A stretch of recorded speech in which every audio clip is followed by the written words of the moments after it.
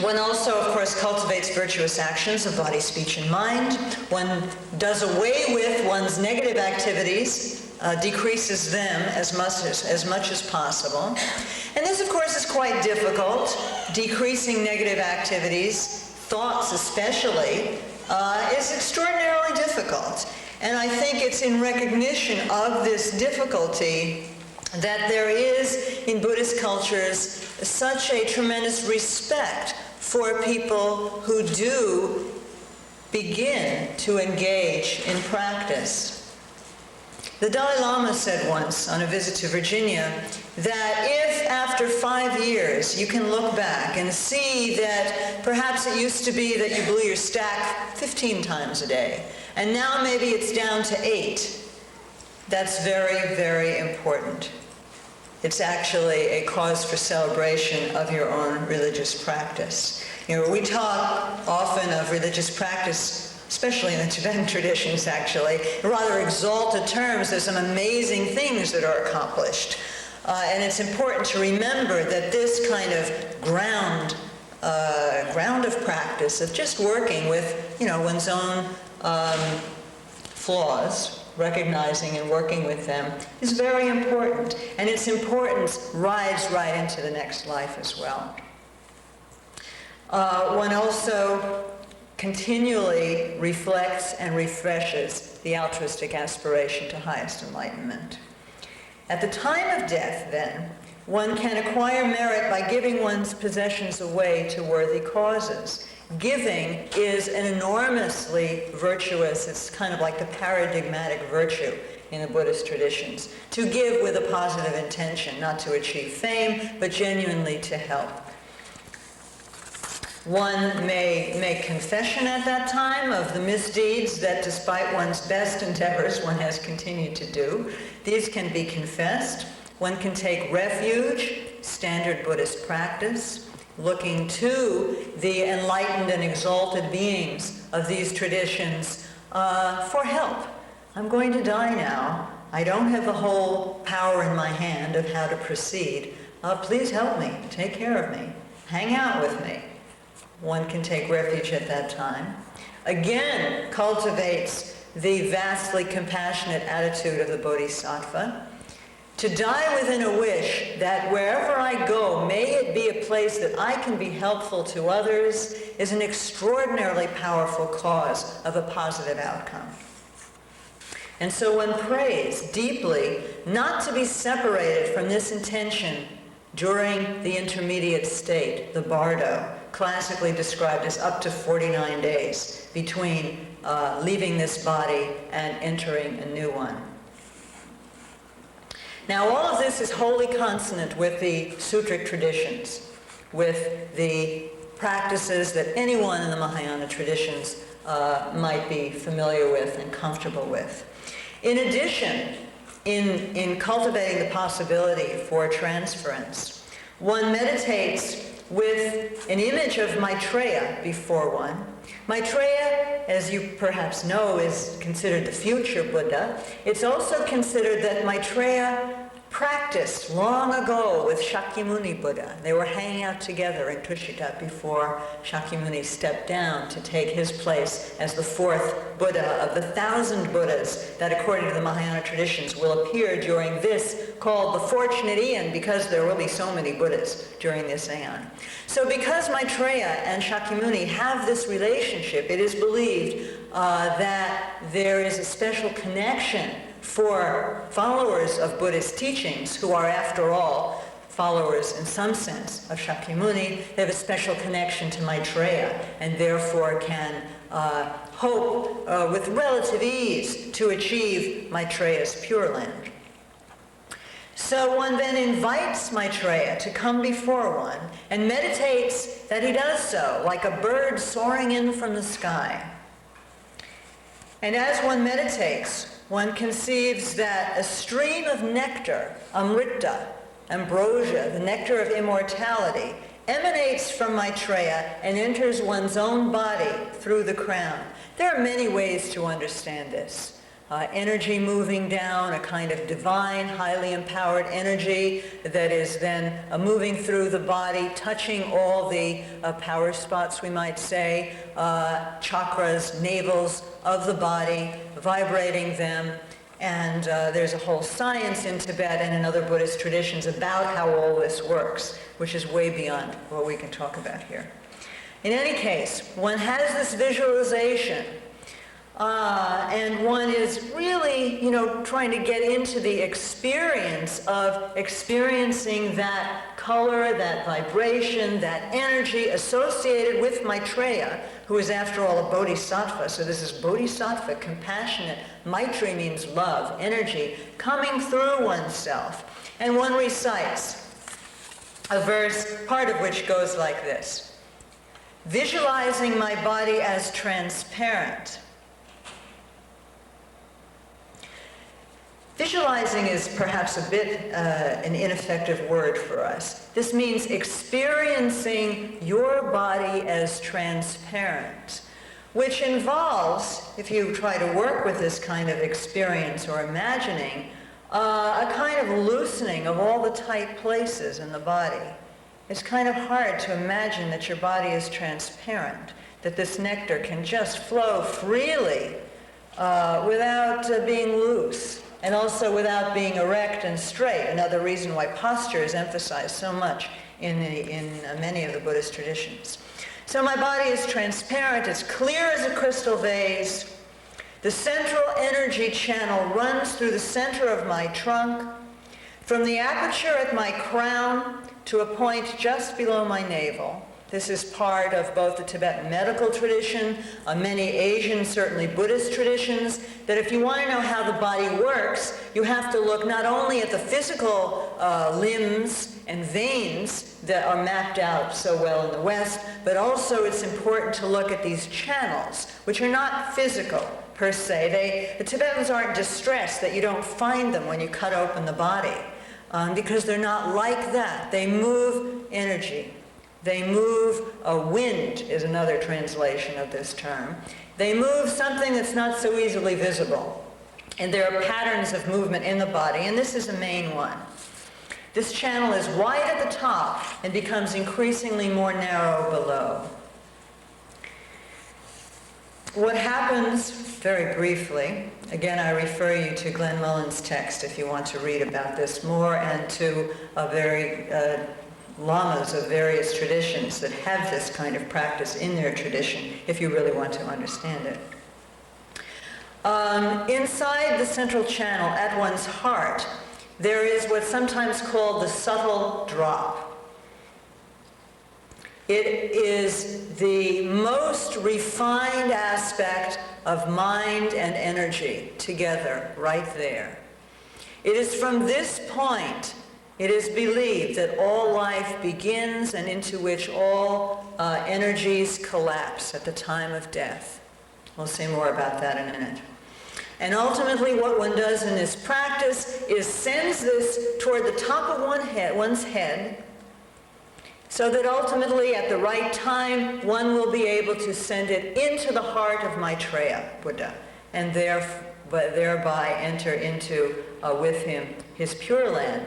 The reason to go to the Pure Land is not only because it's totally delightful, but because it is a place where one will continually hear the teaching, which will allow one to become completely enlightened. One isn't quite able to liberate oneself yet at this time, but one is able, through transference, to get into a place where one can ultimately become liberated. No coming back, as we heard earlier.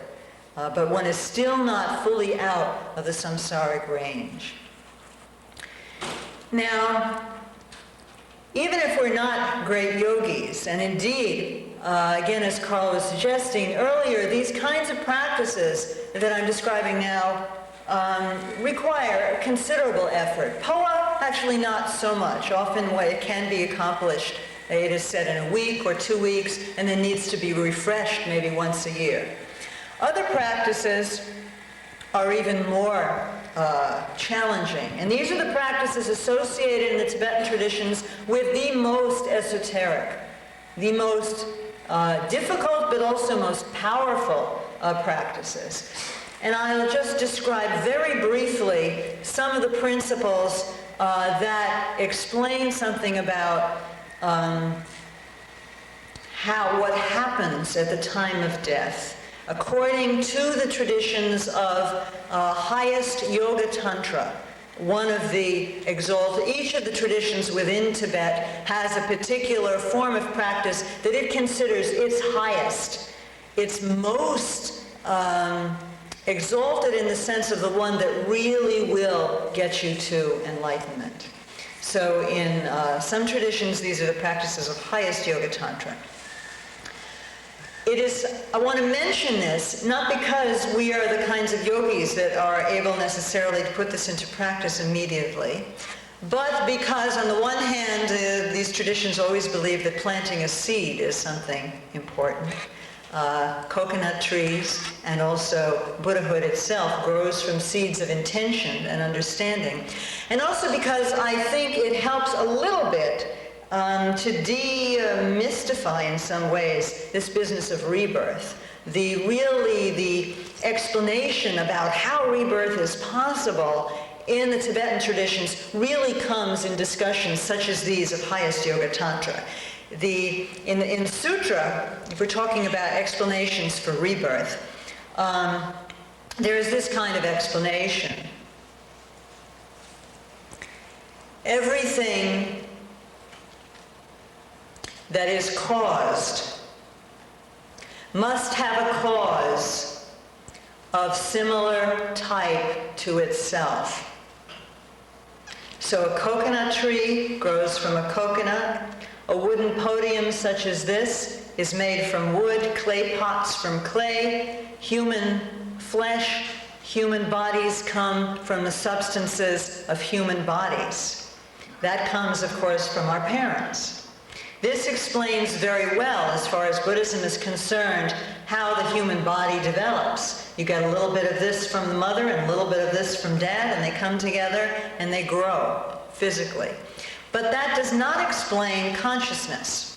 For Buddhists in general, and certainly in the Tibetan traditions, it is unthinkable that matter, form, could produce consciousness. Does water produce fire?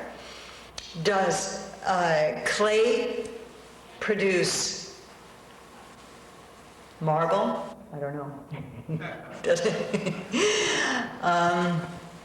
It is impossible that a form, something that is matter, which literally means that it's made of atoms, certain kind of atoms, should produce something like consciousness, which isn't the same kind of thing. What you have to have as a cause of consciousness is a prior moment of consciousness. And where is that going to come from? So you've got the sperm and the egg coming together in the womb. That will not produce a child. Not unless a consciousness coming from some previous moment of consciousness enters into that womb, do you get any kind of a living being. So how is it? What's going on with this consciousness? What are we talking about? How does a consciousness go from one place to another? This is the kind of explanation we get in highest Yoga Tantra. Very, very briefly, and if you wish to read about this, which I do encourage, you might look at a book called Death, the Intermediate State, and Rebirth. It's translated by Jeffrey Hopkins, many of you have heard here. And even if you don't have time to read the whole book, although it's a very small book, if you just read the introduction, you will get a very clear outline of what happens at that time. You also have a brief summary of that outline at the bottom of your handout. What happens, very briefly, is that the relationship between the organs and the consciousnesses that operate there begins to deteriorate. We see, not just because the eye, pupil, etc. are there, but because it also serves as a basis for the eye consciousness. Now, at the time of death, this relationship no longer exists. And the energy that holds the consciousness here at the eye, energy and consciousness always go together. Tibetans always go like this, like a rider on a horse. Mind cannot move by itself, but wind, prana, chi, energy, this can move. So consciousness and energy are always moving. And that's why meditations that work with energy, and virtually all meditations do, even if they don't tell you that. If you're chanting, you're changing your energy. You can feel it. If you're watching your breath, your energy is quieting down, and your mind quiets down, and you can feel it. This is the kind of thing that for Buddhists demonstrates, in part, the close association of mind and energy. So, this relationship between the eye consciousness and the eye is no longer possible. This energy associated with the eye consciousness begins to dissolve. And step by step, one by one, the energies and faculties associated with the eye, the ear, the nose sense, and the taste and body sense, they all dissolve. The pattern is that the energies that travel through the 72,000 channels of the human body begin to collect at the top and bottom of the central channel. And ultimately, they will all collapse into the very center of the body, into this subtle drop that we mentioned a moment ago. It is this subtle drop, then, that will leave the body. Now, if one is capable, the great thing about all these energies collapsing, we know what the sad things are. We're leaving our friends, our family, our capacity to interact as we used to with the world. But this is an extremely subtle mind. There is no movement or fluctuation as we go into, after the senses dissolve, and there are visions associated with each stage of this dissolution. A mirage, smoke, fireflies, a flickering candle. We saw beautiful pictures last night of a flickering candle. This is associated with the fourth of the 8 dissolutions. Breath stops at this time. Many Western doctors would say this is death. There's no breath, but it's not death. There are 4 more stages of dissolution which dissolve the capacity for any kind of conceptual thought. Why? Because it takes a certain kind of energy, we call it mental energy, to think. We no longer have that capacity. The mind, the energies associated with the mind have all collapsed, and they are in this very, very subtle, they've collapsed into this subtle drop. If one can be conscious at that time, one has an amazingly subtle mind with which to experience what Buddhists call the nature of reality. That's what yogis practice to be able to do, to use that mind. And there are many stories. I've heard my own teachers tell me of visiting a Lama. Kanja Rinpoche, the teacher of one of my teachers, Ketan Sambo, died in Darjeeling in the mid-70s, I believe. My teacher got a telegram. He was in North India, and he went there. It took him a week to get there. Kanja Rinpoche was still seated in meditation posture. And he remained so, I believe, for another 2 weeks. There are many such accounts. The Tibetan understanding is that these are yogis capable of working with that mind and experiencing it at that time, and they can achieve complete union with, understanding of, full expansive wisdom of that which completely liberates one from cyclic existence. So it's the possibility of enlightenment. Our minds and bodies are set up in such a way, according to highest yoga tantra, that the process of death itself, which also occurs in much quicker form during dream, there are many similarities between dreaming and dying, and that's why one does dream yoga in the Tibetan traditions, practicing to remain aware that one is dreaming while one is dreaming. Because if you're not fooled by that, then you maybe won't be fooled If you fail to achieve enlightenment in this moment, and your consciousness does leave the body, and you're subject to all the experiences described in the Tibetan books of the dead, if you can understand that these are not separate from you, if you cannot be deluded by them, that is also an opportunity for liberation. So dream yoga is practiced because if you're not deluded by dream appearances and know that somehow they're coming from you and not at you and cannot harm you, this is a liberating understanding at the time of being in the bardo, in the intermediate state. There are a few more things to say about this, even in terms of today, and I'd like to show you some pictures, liven us all up, and to illustrate some what these are talking about. May I ask whoever knows how to? Thank you.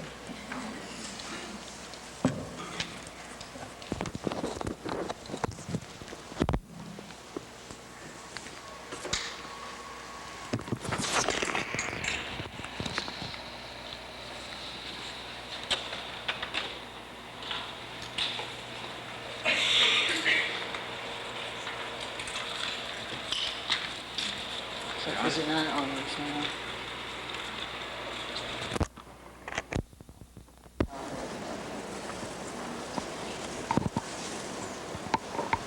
We are all constituted of elements. And they move.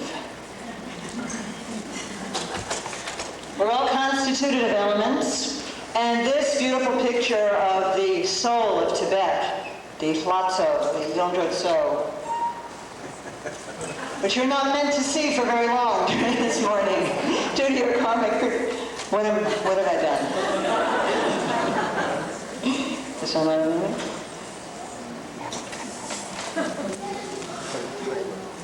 This is to ensure you all get to lunch promptly. Okay. Oh, maybe take the timer off. Okay. Thank you. Okay.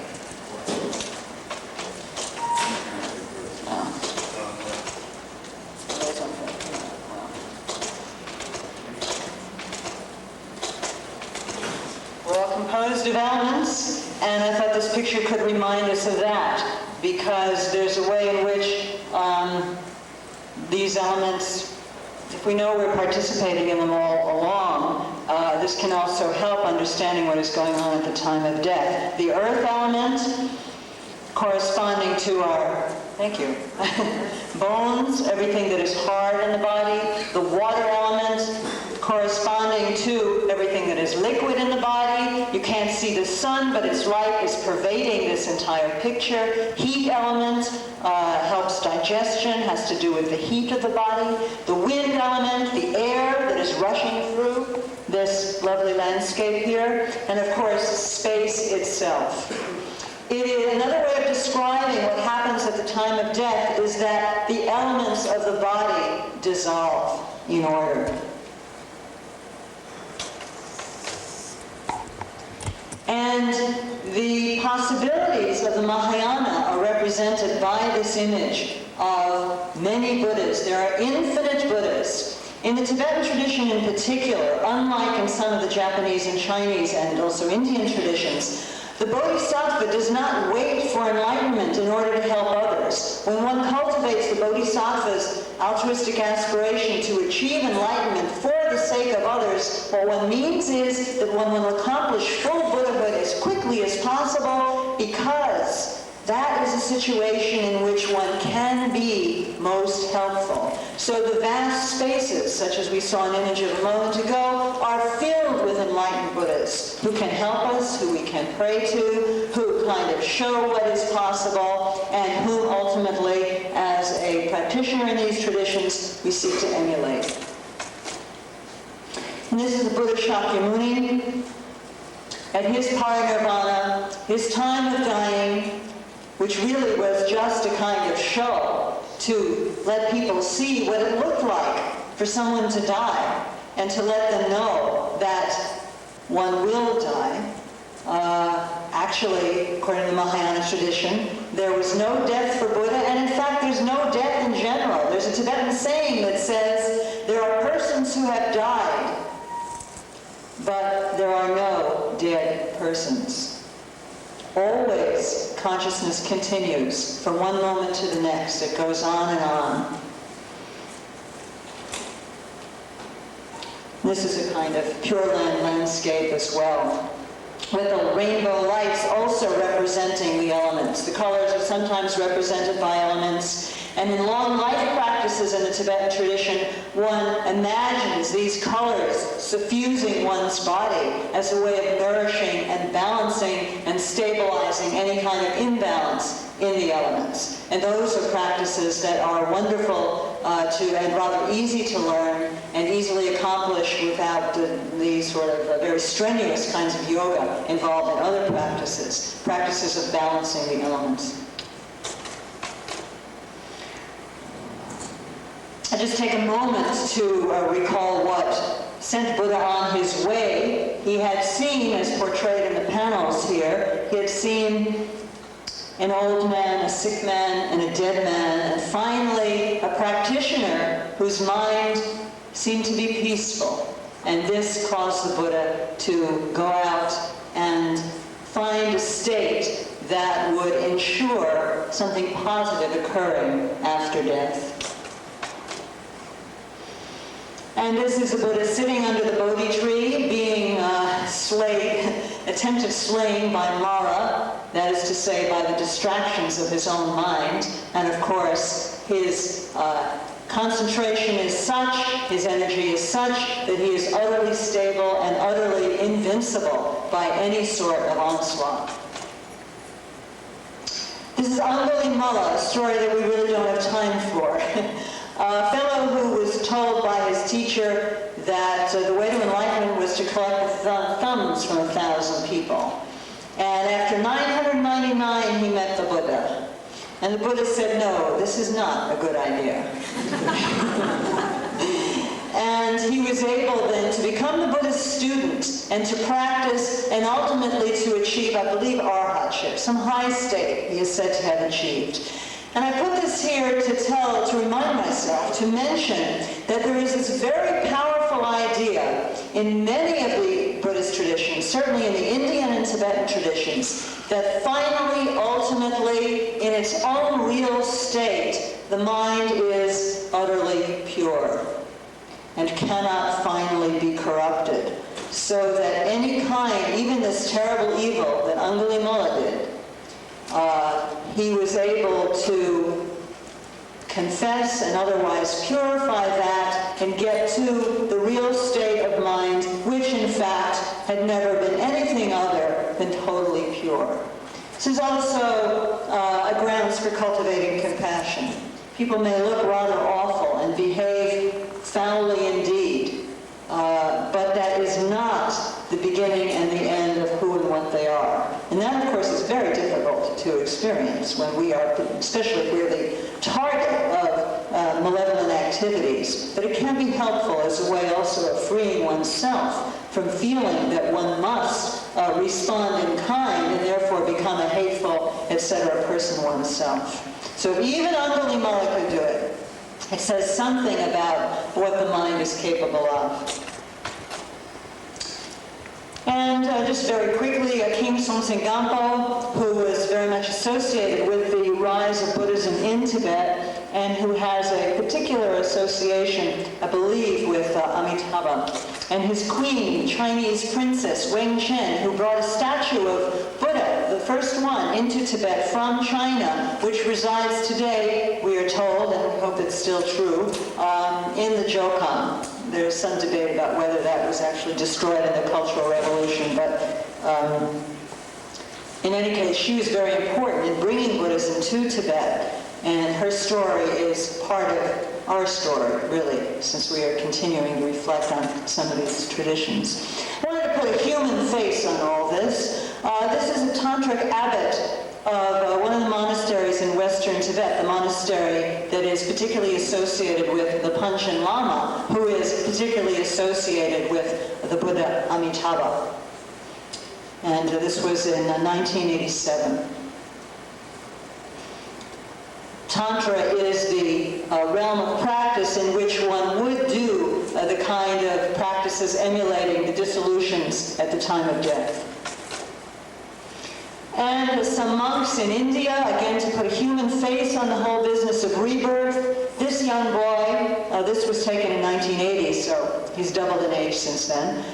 This young boy, Philadelphia born, for all intents and purposes an American boy born of Mongolian parents, who from the age of 3 insisted on being taken to a Buddhist monastery in New Jersey, and then afterwards insisted on being brought to India by his mother so that he could live in this Tibetan monastery where Harvey and I were studying at that particular time.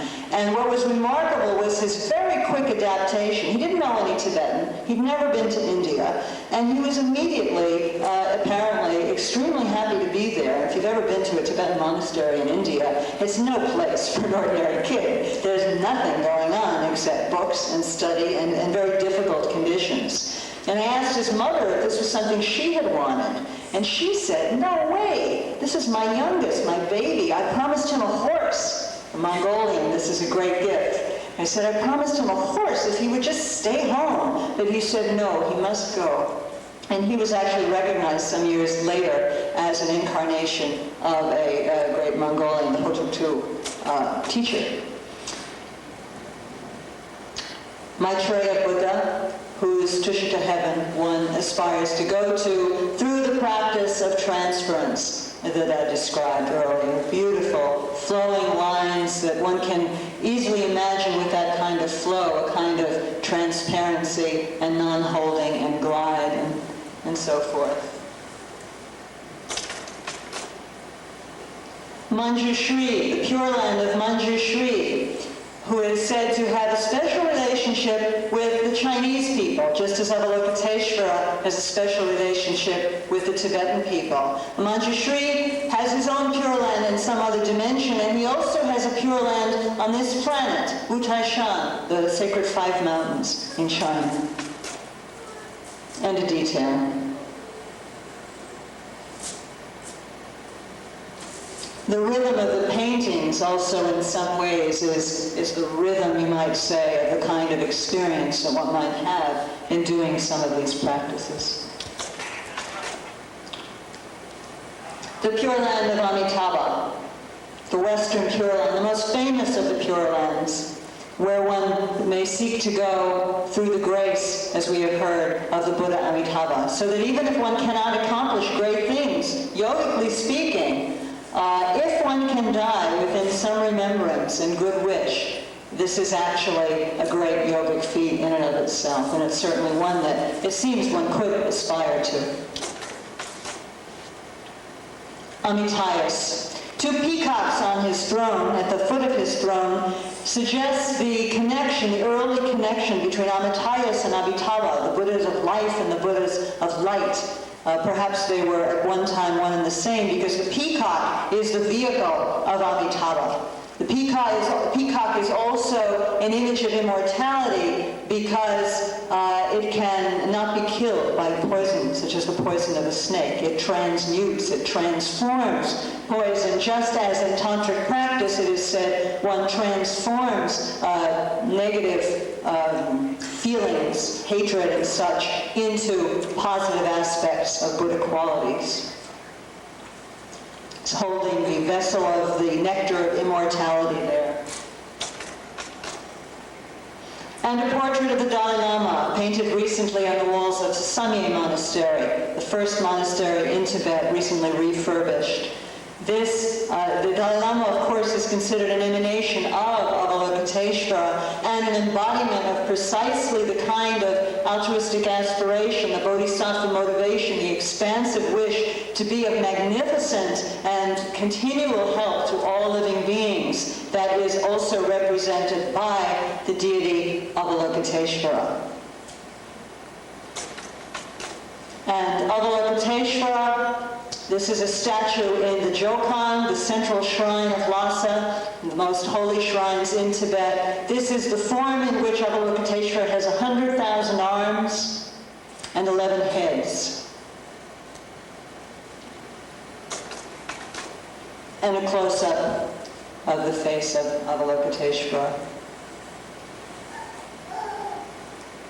where someone has appropriately enough placed a photograph of the Dalai Lama, the emanation of Avalokiteshvara, and also an act of political courage on those days in 1987 when there were many demonstrations and it was not a safe thing to be seen with a picture of the Dalai Lama.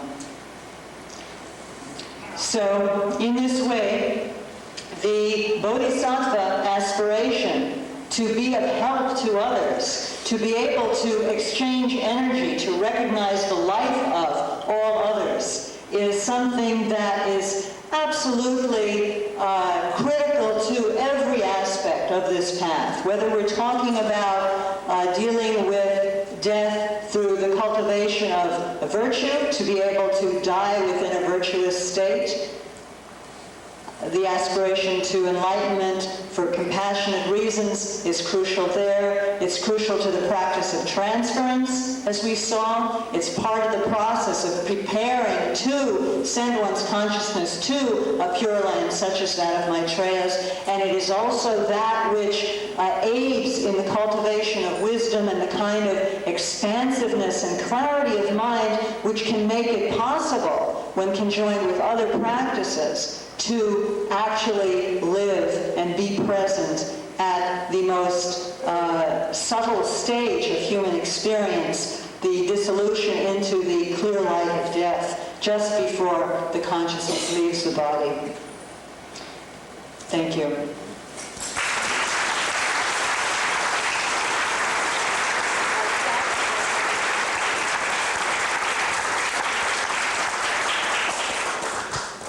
Thank you. At least as an indication of how nice it would be if we really had time to have a discussion, I would like to take at least one question, or comment if there is one.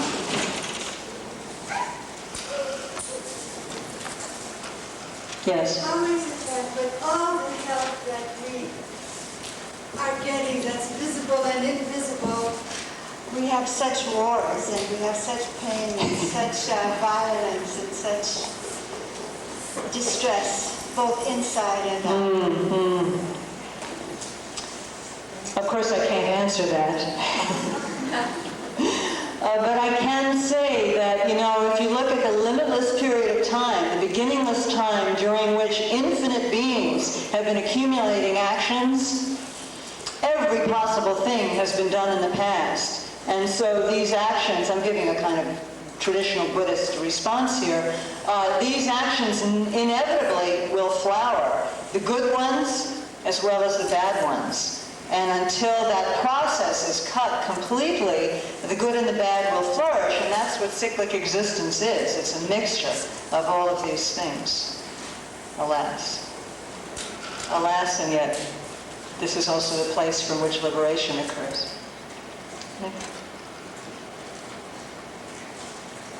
Yes? Take it back 3 slides? I don't know. You're all challenging me up here.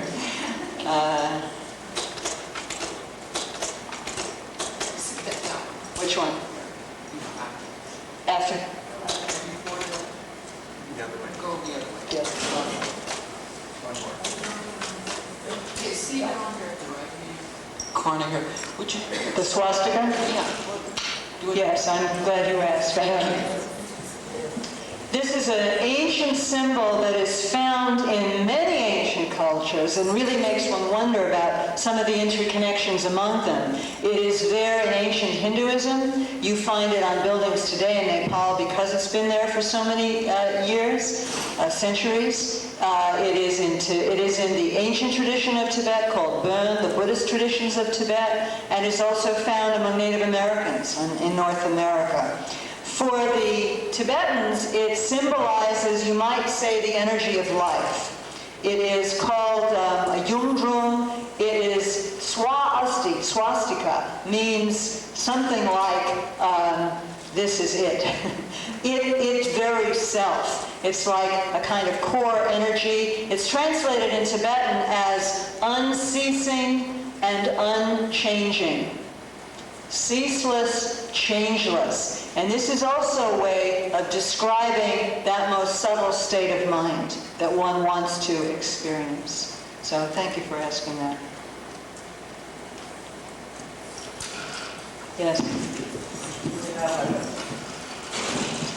I guess the population of Earth is growing, right? So that means there's more people being born as human beings. And you're talking about like consciousness has to arrive from another conscious or another consciousness, right? So how do you explain that rebirth? And so at some time, I guess there must be some kind of consciousness that is not human. It must be transferred to a human consciousness. That's exactly right. As Carl described earlier, there are these 6 realms, which include human, animals, spirits, hell beings, heavenly beings, and so forth. And one flows unpredictably from one to the other. And that's the problem. That's the problem because at death, you don't know where you're going to be ending up. You could end up in, let's say, as part of a chicken farm, and that would be very unfortunate. So that one seeks to have, above all, a human birth, and there's so much emphasis given to that because it is recognized that there are many other possibilities. Ordinary persons have no control over where we're reborn. If we're lucky, some good seed pops up and becomes the cause of the next life. Somebody who is completely enlightened is utterly free and can appear wherever they like and will do so in order to be of help. Then there are other situations where somebody, a yogi of considerable skill, has some choice, not completely free, but can direct somewhat where she or he is reborn. And finally, there is the situation where someone is blessed beyond their capacity, as the Dalai Lama described it in a book called A Policy of Kindness. Someone is blessed beyond their capacity to achieve a kind of rebirth that they ordinarily wouldn't be able to achieve. Dalai Lama mentioned these 4 types in response to a question that many may wonder, but few perhaps dare ask, which is, could he really, was he really Avalokiteshvara? Could he really determine his own future life? At that time, he said, I would have to follow my life back breath by breath to really be certain. I cannot say which of these 4 I am. Now, there is a profound custom of modesty in Tibet, so that one would be, it's almost unimaginable, almost, for a teacher to say, certainly in a public sort of situation, which this was, I did choose my own rebirth. And yet I'm told, a friend of mine who had a group audience, a small group audience with His Holiness in 1971, told me that somebody asked if he will be able to choose the place of his next rebirth. The Dalai Lama is totally straightforward. Many of you perhaps have had the opportunity to see and hear him. He doesn't mess around. So, Your Holiness, is this something that you will be able to do? His Holiness said, yes. He said, absolutely. End of conversation.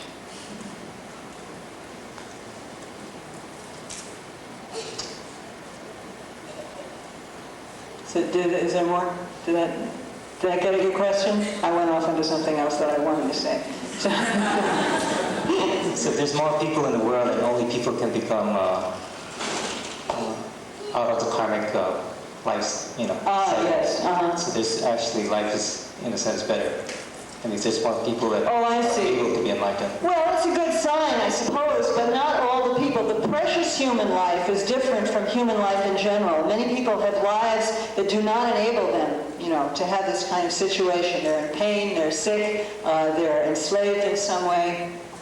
But also, from the Buddhist view, this is just a very small part of the universe. There are 100,000 world systems with 100,000 worlds, according to one world view. So what's going on here doesn't really give you the whole picture.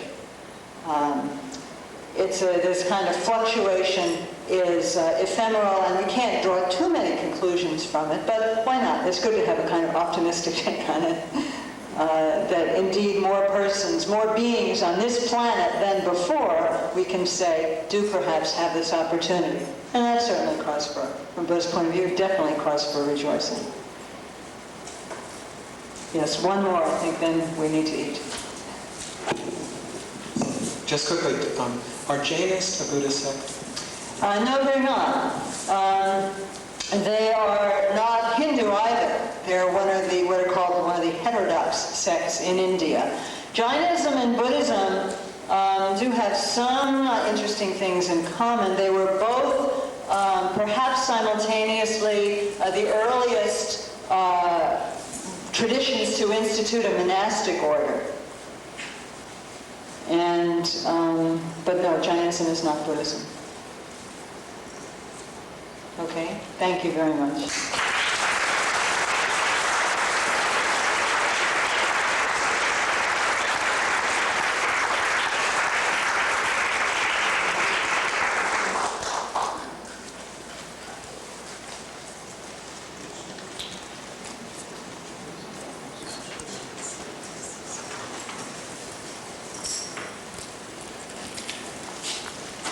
I'd like to warmly thank Dr. AnneKlein on behalf of all of us for not only expanding our knowledge of Tibetan Buddhism and Buddhist philosophy in general, but deepening our awareness of the profoundly spiritual aspect of her own experience. Thank you very much.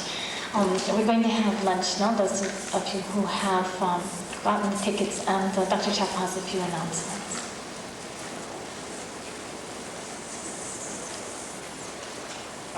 The first announcement is to acknowledge the help of the summer session, and I see Victor Kobayashi, the Dean, is here now, and also the Hawaii Committee for Humanities.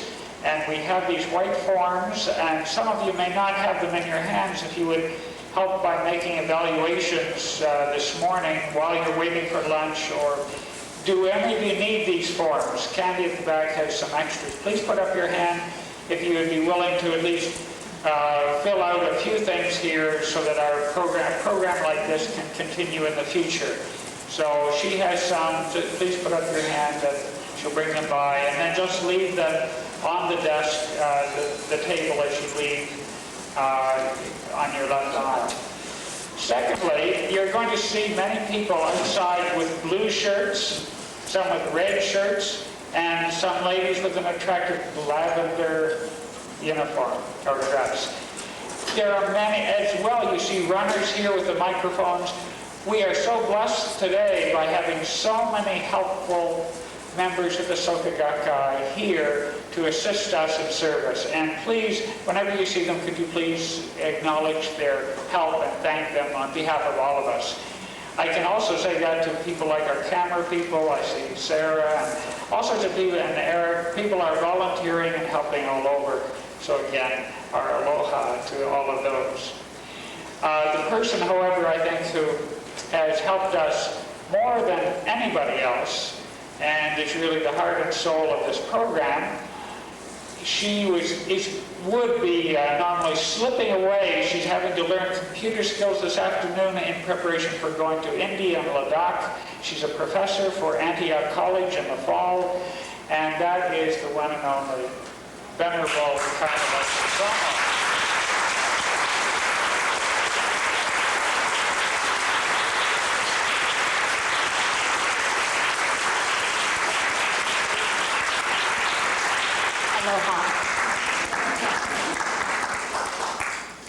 Final words was only one, but I guess that's the appropriate one. And last, at lunch at 12:15, those who are in the class, and I think also members of Project Dana, if you could meet in conference room number 2 from 12:15 on. The one important thing, those in that small group may perhaps bring some food in to eat during the class, but please, there's this red punch for free up outside the doors.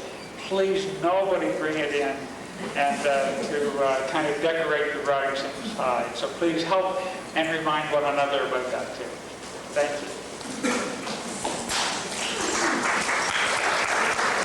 It's Joanne Tachibana. Please welcome her.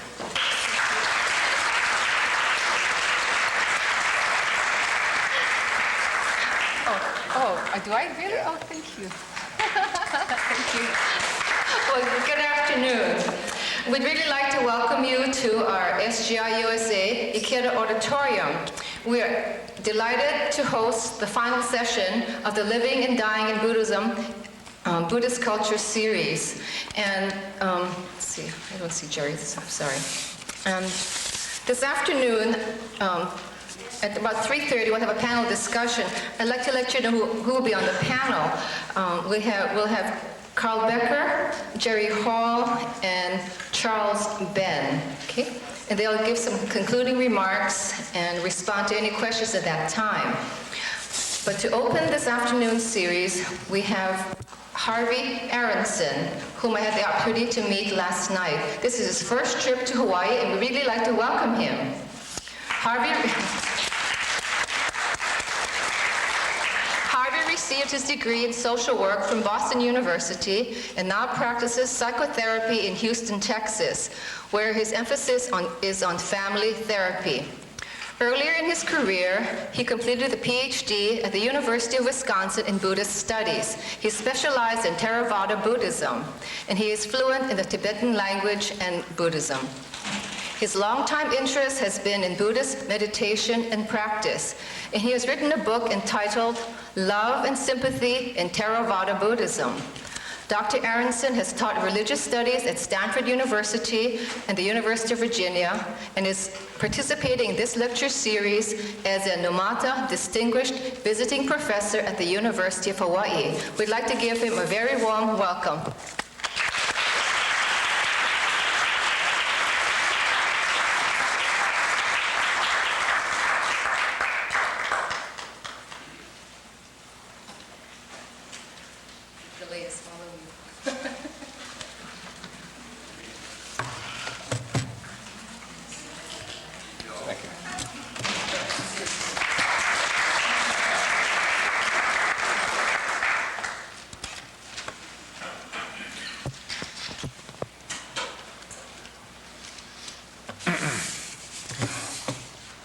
I want to thank you all for having me.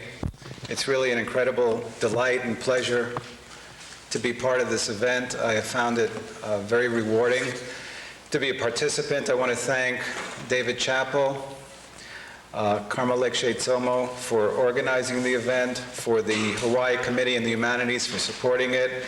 Apparently the summer session has a piece of this as well. I want to thank them as well. And for the graciousness of the Soka Gakkai International for having us as their guests. Thank you all. I realized in hearing Venerable John Lake this morning how unfamiliar your culture is to me. And I was thinking back to my upbringing in Brooklyn, where we used to play punch ball, and the distance between the bases of the punch ball was marked by sewers, and that here clearly you do surfing and talk about waves and things, and it's such a different experience. And I hope that you will pardon me if the metaphors that I use are limited by my own background, and I don't, in my own experience, have too much to say about waves and things like that, and I feel impoverished because of it, but I think this is a wonderful opportunity, and I hope to share some of my experience with you. Buddhism begins with death. The life story of Buddhism begins with Buddha's confrontation with old age, sickness, and death. And this informs Buddhism as an existential religion. Existential in the sense that it deals with the real issues of existence, old age, sickness, and death. Because Buddhism addresses the common issues of old age, sickness, and death, it has been able to move into numerous countries, numerous cultures with ease, because it addresses universal issues. And whether a particular school of Buddhism addresses those universal issues with ethics or concentration or with chanting or with insight or with faith, all will be facing those issues and see their practice in the context of old age, sickness, and death. And this really places Buddhism in a rather remarkable place in terms of world religions, because it is not a religion that is associated with a particular country, with localized deities, or a particular ethnic group. Among the various schools of Buddhism, the Theravada Buddhist tradition offers some of the earliest detailed descriptions of meditations on death. Theravada Buddhism today is practiced in Sri Lanka, formerly known as Ceylon, in India and Nepal, in Thailand, Burma, parts of Cambodia, Vietnam, Singapore, and it's been exported all over the world, so that there are Theravada groups virtually in many major countries and traditions today. I'm talking primarily from a book called The Path of Purification, which is a 5th century commentary written by a scholar named Buddhaghosa, which provides a detailed account of how Theravada Buddhist meditators are supposed to meditate on death. The use of the meditation of death on death in the Theravada tradition is to create 3 things: urgency, mindfulness, and understanding. Sense of urgency in terms of really getting on with something of importance in terms of one's spiritual life. Mindfulness is presence and awareness of what is occurring in oneself, and understanding is understanding the nature of reality, which in Buddhist terms is usually having some sense of impermanence, suffering, and selflessness. In order to appreciate the particular contributions to spiritual life that the Theravada Buddhist tradition offers, I think it would be instructive to use as a point of contrast how contemplation of death may be used in our modern cultural context.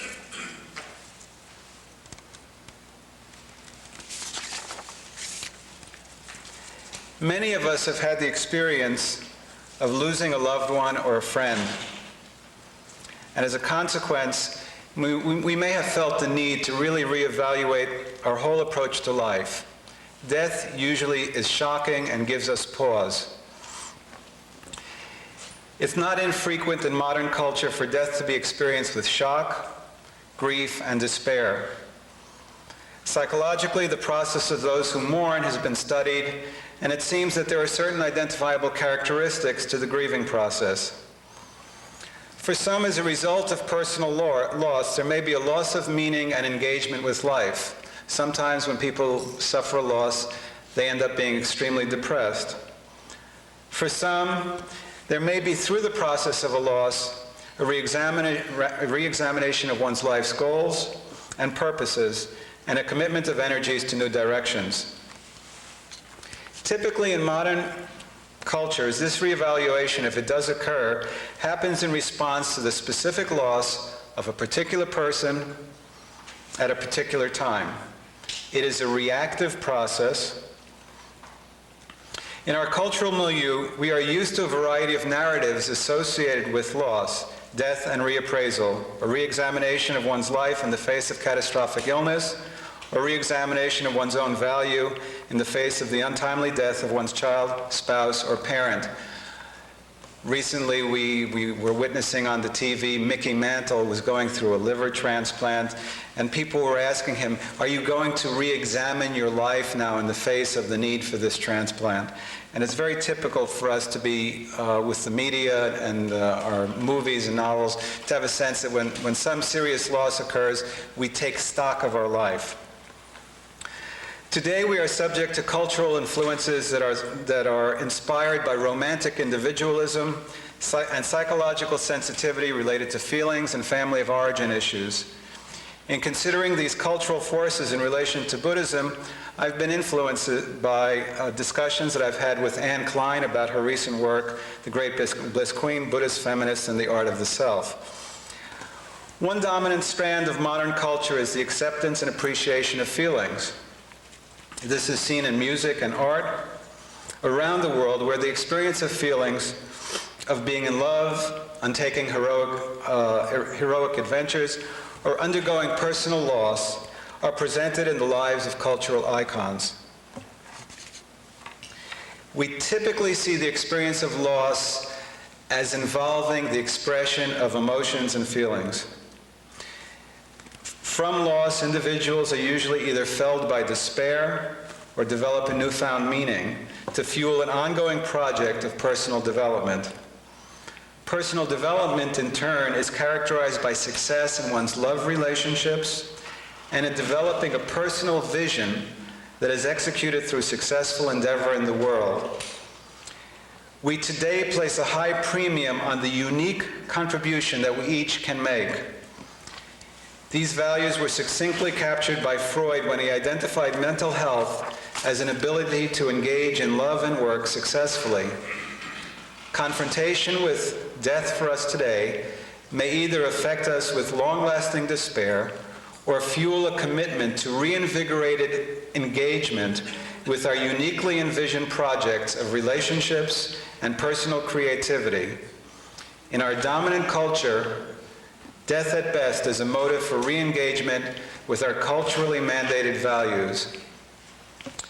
We are, by the nature of who we are in the modern world, taken up with the task of having a wonderful relationship. Almost all of our culture talks about relationship, talks about feelings, and talks about our unique contributions that we will make as unique individuals. And I'm not saying by way of approval or disapproval, this is just the sea that we swim in. The process of confronting death, as specifically outlined in the Theravada Buddhist meditation tradition, is somewhat different and really has different goals. And one of the things that I want to do in this discussion is just to really try to illustrate how traditional Buddhist culture saw the contemplation on death versus how we might see it, and some of the tensions that might occur between those two. Buddhaghosa is very clear about erroneous ways of doing the meditation on death. If we explore his instructions, it becomes clear that the Theravada Buddhist meditation on death differs markedly in the subjective experiences it's trying to generate and in the goals it is trying to accomplish. The first difference that we can note is that the Theravada Buddhist meditation on death is proactive and not reactive. In other words, we will meditate on death or we will contemplate death when somebody dies. But most of us would not set aside time on our own unless we were in some sort of spiritual discipline to consider death. But in the Theravada Buddhist meditative tradition, it is advised, the instructions in the Theravada tradition explicitly counsel against emotional reactions. To paraphrase, it is considered unwise to meditate in the following ways. One is not supposed to develop sorrow in contemplating death as a mother would feel for her child who died. You're not supposed to develop happiness of the sort that one might have when an enemy dies. One is not supposed to develop a sense of sort of dullness that you might have if you were employed as a corpse burner and were used to dealing with corpses and would just be sort of dull and have no sense of urgency about death and contemplating death if that was your job. And you're not supposed to even develop a sense of anxiety as you might develop if you were considering your own death. So it's no sorrow, no happiness, no dullness, no anxiety. So, interestingly enough, Buddhaghosa clearly states that in all of these examples of ways that you're not supposed to meditate, there is neither mindfulness, nor a sense of urgency, nor knowledge.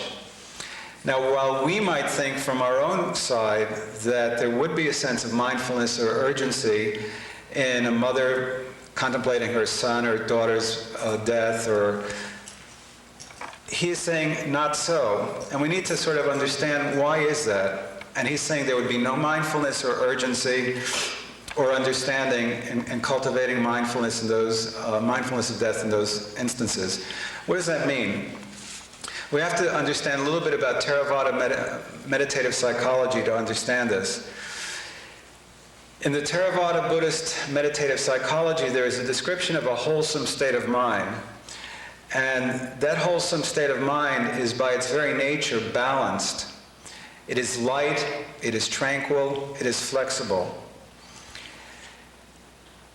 In any state of mind where there is emotional upset, agitation, disturbance, sorrow, by definition, within the Theravada psychology, it's not wholesome. And if it's not wholesome, it also lacks mindfulness. Mindfulness is a wholesome mental factor, and you can't have unwholesome and wholesome operating together. So that if it's not light, flexible, tranquil, mindfulness is not occurring. So what sort of state of mind would be occurring, let's say, for a mother who's lost her daughter? There might be thought, there might be applied thought, there might be sustained thought, there might be some agitation, but it's not a wholesome, reflective, balanced, mindful state, according to Theravada meditative psychology. So what we might take as a mindful reflection within the tradition of the Theravada Buddhist meditators might be seen as actually something that is not conducive to wholesome states, not conducive to the ultimate project of escaping from cyclic existence. And that's very, very important.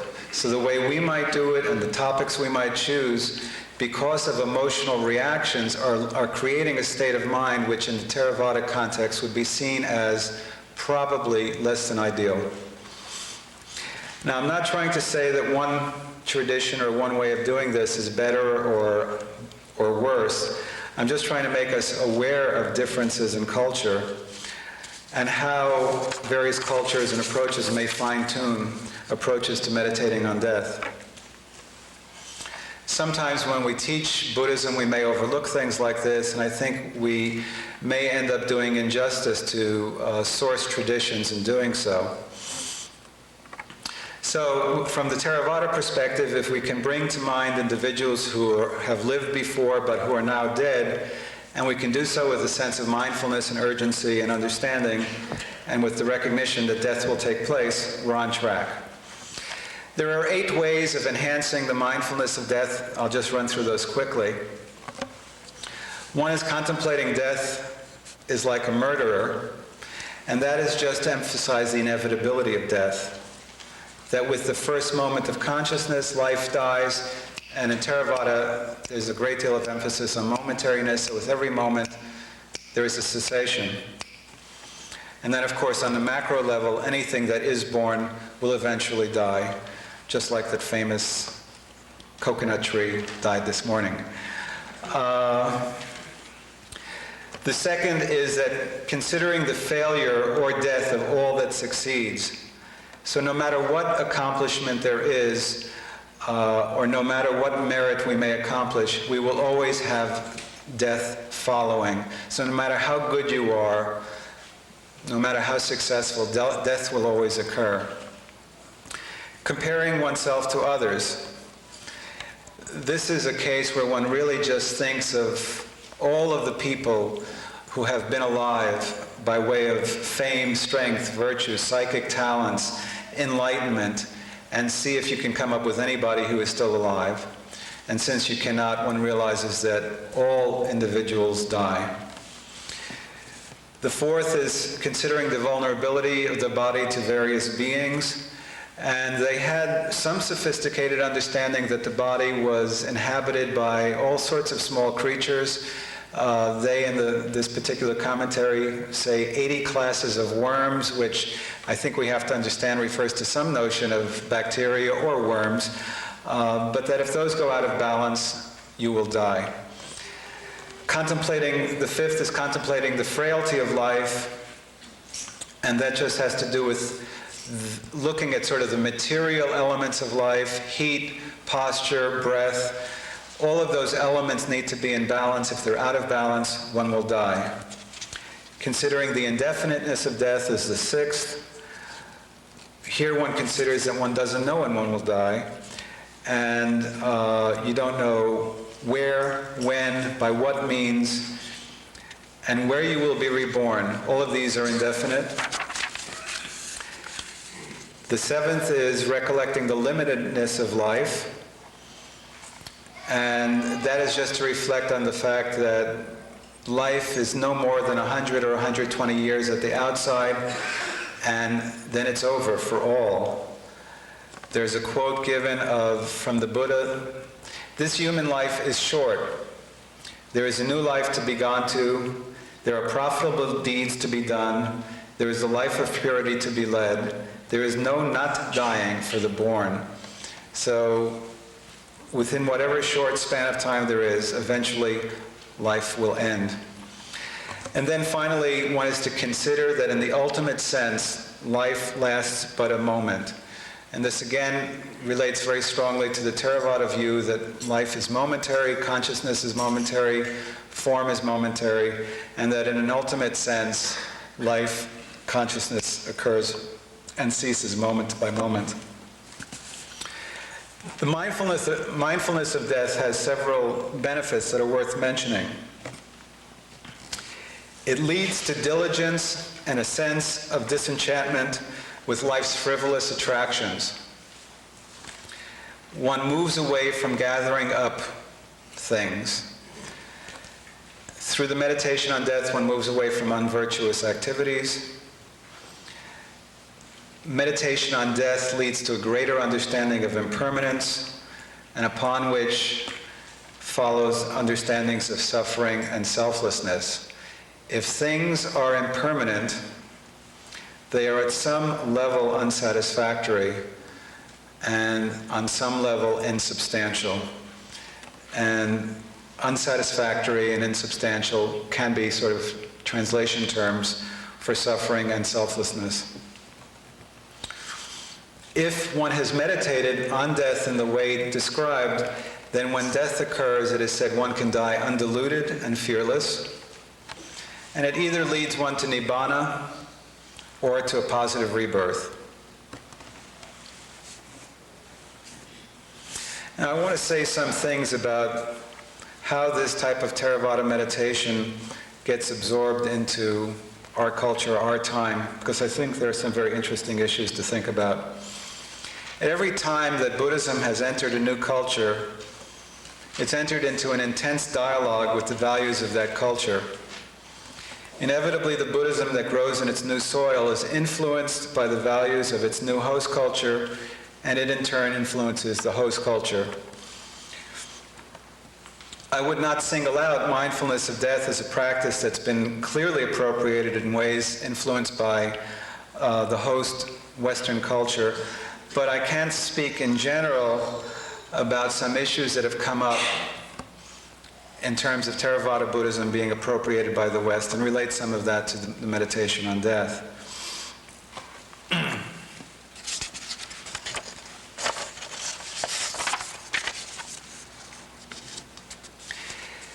Today, meditation is being used in a variety of ways in our culture, and those ways are reflective of who we are. For example, meditation is being used in behavioral medicine as a form of stress reduction, very effectively so. And it's found to be both beneficial for healing physical ailments as well as mental ailments and things like high blood pressure. Hybrid forms of meditation are being used to enhance personal creativity, and those who attend retreats may report new clarity in figuring out who they are and what they want to do with their lives. In an extremely interesting article in the Buddhist journal called Tricycle, Victor Sogen Hori recently talked about his experiences of a mixed retreat in which there were some ethnic Chinese and ethnic Caucasians doing a Zen Chan meditation.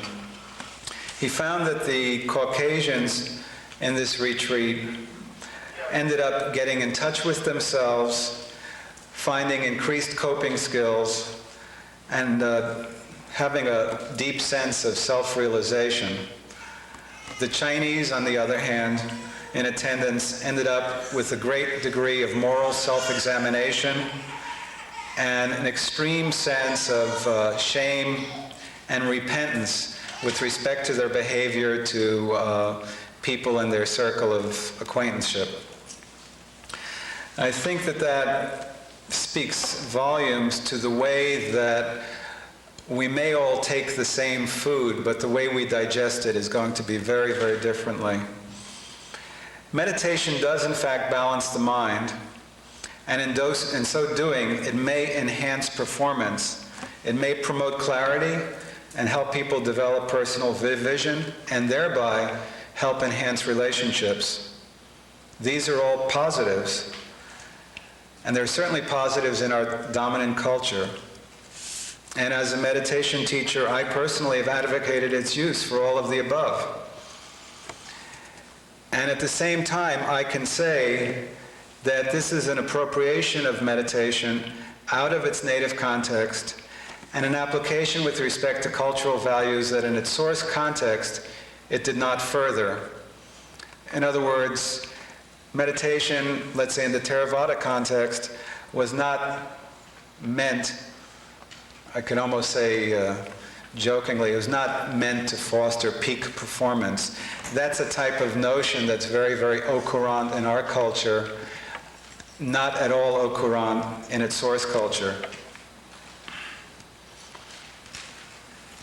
To a large extent, it did not further these values because individuality, personality, and feelings were not valenced in Buddhist source cultures in the way they are valued in the 20th century West. And I do feel that my conversations with AnneKlein on this have really furthered my sensitivity to these issues.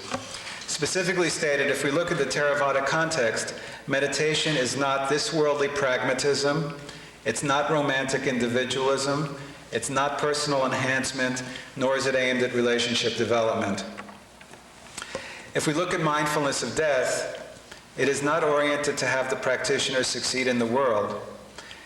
The benefits explicitly stated are that it will reduce enchantment with the world and accumulation of things. Its goal is not to have the practitioner discover and fulfill a unique personal vision.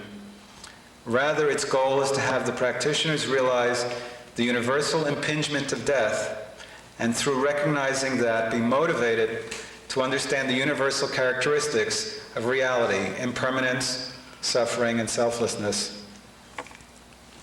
In Theravada Buddhism, the individual is seen to have the task of subsuming their individuality to the goal of understanding the nature of reality and becoming free from it. Now, this is a very interesting issue, and I can't talk about it too long here, but Carl, I think, alluded to this last night in talking about Japanese culture with that wonderful example of when you go to the restaurant in Japan and there are 20 people, one person orders, everybody else follows suit. And this is a cultural as well as a religious issue in terms of cultural values. In the modern West, you would expect everybody to go to this restaurant and spend 15 to 20 minutes looking at the menu, getting in touch with their feelings, having former memories of their various experiences of lobster Cantonese, discussing with each other their personal history and their family of origin issues around soy sauce, and finally all sort of coming to varied conclusions about how to have an experience that they can then go back and talk about. It's very, very different. And it has both a social and sort of a religious dimension to it. The idiosyncrasies of where an individual comes from, the variances of their particular suffering, and the unusual obstacles that they particularly faced in, let's say, spiritual practice, just are not that critical in the culture of Theravada Buddhism.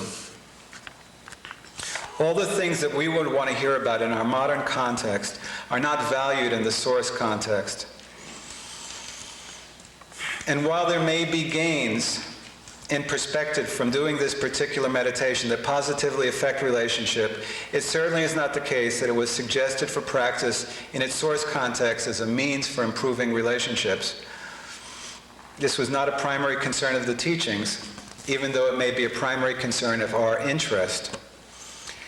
In brief, we will, because we're in a different time and place, of necessity have different interests in the Buddhist traditions which we studied than those in the Buddhist source traditions. At the same time, it leads to clarity and respect to at least be aware of the differences between source traditions and what we may be doing with them today. There can be a certain cultural imperialism when the techniques of Buddhism are appropriated and subsumed to modern values, with the implication that these techniques were always in service of such modern values. it is at least respectful to understand what the original context of these techniques was and how our current appropriation of them reflects our own peculiar time, place, and culture. To reiterate, because of our cultural history, values, media, and mores, when we are confronted with death in an untutored way, we are going to be most inclined to reflect on the meaning of our personal lives, our unique projects, and the value of our relationships when we consider death. The classical Theravada Buddhist would be little concerned with personal issues, be concerned with developing detachment from life, and use meditation to enhance engagement with the process of understanding, leading to freedom from repeated birth. For modern individuals engaging explicitly with the practice of Theravada Buddhism, they will probably have some variable mix in their experience and what they express in the world, including paradoxes and contradictions reflecting both their native culture and the practice they're adopting. I now want to go on and say a little bit about some observations I have as a mental health practitioner. As a mental health practitioner, there are two responses to actual death that I see that cause me concern. One is overactive and prolonged denial of the significance of loss. This is a situation where somebody may die. This happened to me when I was in college, and the person comes in on Monday and says, "Oh yeah, my father died 2 days ago," and that's it. That may look like it's great to some people, but typically what happens is somewhere down the road, this is a person who's having a great deal of difficulty with either life or relationships or other losses. The other is chronic and unresolved grief, characterized by ongoing intense emotional reactions, and that's where people are really racked with grief for a prolonged period of time. That would be in the range of 5 to 10 years. A lot of people, I'm amazed that often people think that if they lose a very, very significant other, 7 days go by and they think, well, I should be over it by now. It's amazing. Neither of these particular reactions is necessarily easy to work with or to bring to resolution. In the first, the individual may not even register that there's a problem related to loss, though other areas of their life may become dysfunctional or marked by aridity or lack of spontaneity. In the second, the person is burdened with pain that seems never ending. With chronic grief, we might try to encourage writing, family or group work, or some closing rituals. Some people who are more eclectic in the therapy they do may use alternative therapies, Gestalt therapy, energetic interventions, or eye movement desensitization and reprocessing. With individuals who are shut down, in denial about feelings, we might encourage reflection on the person who's died. We might encourage them to look at albums, home videos, or moving pictures. We might suggest family discussion of the issue, group work, or some of the alternative therapies that we discussed above, all in the hope of developing clarification of feelings, experience of feelings, catharsis, and resolution. For those of us in a modern context interested in taking up Theravada practice, some important and not necessarily easy questions come up. They're not necessarily easy to answer. Given that the current received psychological wisdom is that the healthiest way to respond to loss is to engage in the emotional process of grief, and given that the explicit instructions about the meditation on death suggest avoid emotional reactions, how psychologically wise is it for us to contemplate death in a balanced manner without emotionalizing the endeavor? So on the one hand, we have the psychologist saying, get in touch with your feelings, experience your feelings, move through your feelings. And on the other hand, we're having a suggestion, at least for this meditation, don't involve feelings, do it in a mindful, balanced way. How possible is it for us to do this? Do we as individuals, informed by our cultural values, feel that there is psychological benefit to such emotional reactions, even though they may not match the Theravada goal? So we can look at two approaches. There's one that says get involved with feelings, and one that's saying be balanced and unemotional. do we feel that one has benefit over the other? Are there ways in practice of reconciling a contemplation of death, which includes emotional reactions, with the Theravada approach, which does not? There's a complementary issue as well.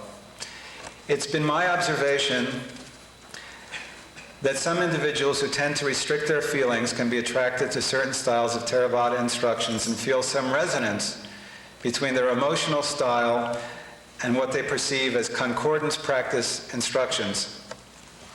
For a certain period of my life, I would certainly include myself in this group. In general, there would be nothing wrong with this.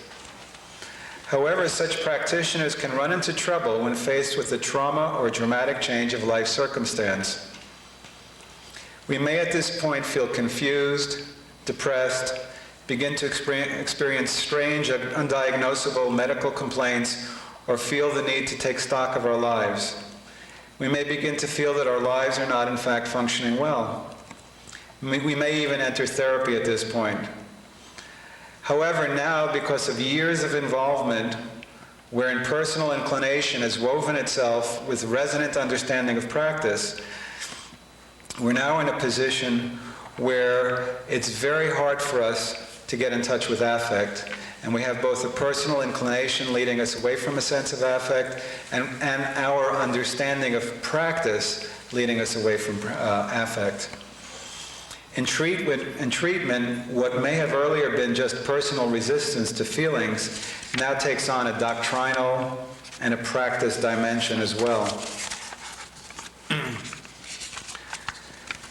In such a situation, we have to come to grips with the following questions. Within the context of Theravada practice, what is the place of feelings?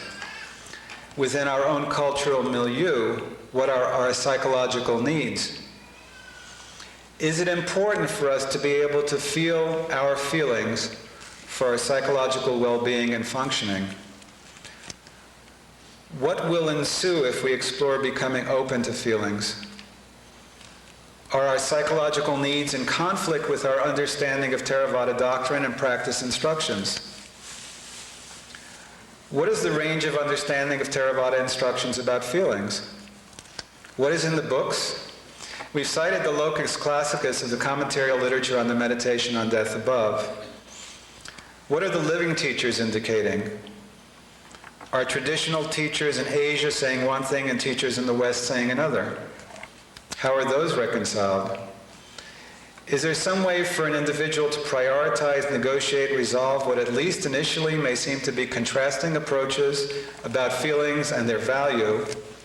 Namely, that current psychological health may call for a welcome acknowledgement of feelings, and the style of meditation instructions developed in the meditation on death, as we've seen. Do the Theravada instructions on mindfulness offer a counterbalancing opening to internal experience that could be used as a context for supporting psychological work? So can bare awareness, which is a major practice in Theravada Buddhism, which is just observing what happens, can that be a balance to and create a space where emotions are allowed? How does one integrate the spacious receptivity of mindfulness meditations with the extremely controlled and boundaried style of the meditations on death? Do the mindfulness meditations, in fact, tend to open one up emotionally? Do concentration meditations, like the meditation on death, lead to restricted affect? If one leads towards a particular meditation, will that become a dominant behavioral style that is propelled almost as a habit? Will mindfulness lead to more emotional receptivity and concentration practice lead to a habit of being shut down emotionally? How will a teacher's personal issues and culture affect answers to these questions? How will a practitioner's personal psychology affect the answers to these questions? In modern culture and media, we are used to reflection on death as a wake-up call to re-examine our lives. Optimally, this results in recommitment to culturally sanctioned values which privilege unique personal projects and meaningful relationships. The process is emotional, often accompanied by grief. The Theravada meditation on death is a proactive reflection on death. Instructions on how to do it specifically rule out involving the reflections with an intense emotional response. Furthermore, the goal of the process is not meant to enhance one's unique individuality or one's practical engagement with tasks or relationships. One is meant to subsume one's life purpose through this meditation to the larger tasks delineated in the Buddha Dharma of disengagement from cyclical rebirth. Through juxtaposing the usual way we would react to death today with the specific Theravada instructions on this meditation, the particularities of the Theravada vision become magnified.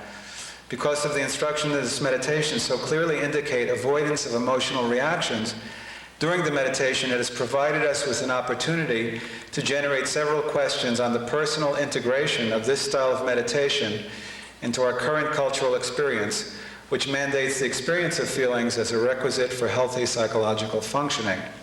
So that's what I have to say on that right now, and I'm open to questions or responses. Yes? Yeah, you're saying that people who are, some of the benefits of meditation by the West are for increasing creativity, and performance.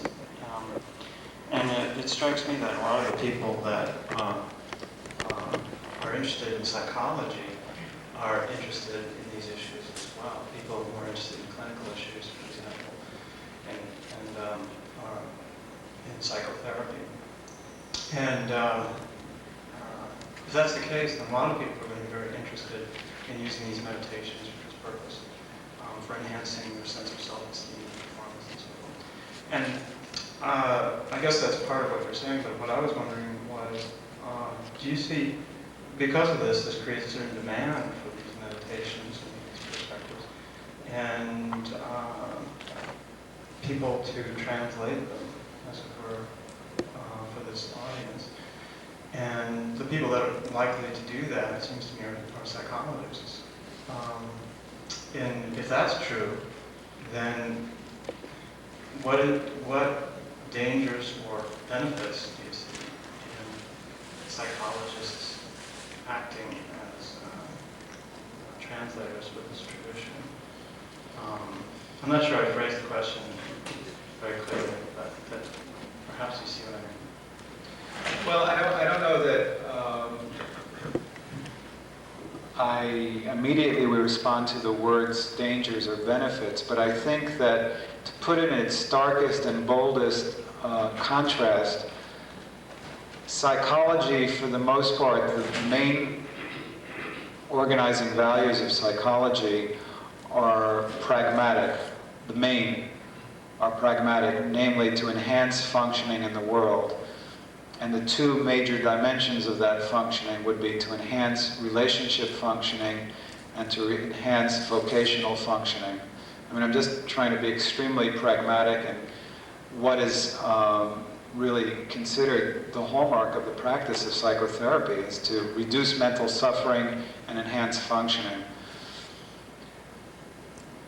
Buddhism, the hallmark of Buddhism ultimately is to escape cyclic existence, whether it be into a pure land or into nirvana. It's to achieve understanding that leads one out of the cycle of continued rebirth. At some point, there are some overlaps in the techniques and the benefits that you can gain from practicing, whether it be psychotherapy or Buddhism. But at some point, those paths diverge. And the deeper reaches of Buddhist values and practices are going to be concerned with things that are very, very different from what most psychologists are concerned with. So it's either the psychologists and psychotherapists are going to become interested in spirituality and larger view of life and like that, which could happen, or they're going to bump up to stuff where they're going to say, I can't go any further because that's moving into ideas and things, values that I don't subscribe to. So it's sort of like I see Buddhism and psychotherapy or spirituality and psychotherapy on the lower ranges of a mountain. They share a lot of common territory, but as you start up the mountains, it's almost like there are two different peaks, and they go in very different directions. And to the extent that people will be honest with at least what the source traditions are, I think they're only going to be able to go just so far. And the strange part of it is that the beginning instructions on meditation are actually fairly limited in the Buddhist traditions. There's a lot more on advanced levels of meditation. So really what's being taught in most places is just a small fragment of what's really available in the Buddhist traditions. The Buddhist traditions are incredibly rich on advanced meditative techniques, but most of us can't make use of those. But I think that once that sort of lower level has been absorbed into general culture, people will probably stop looking to Buddhism because they won't be able to absorb the value structure. That would be my prediction. Yes?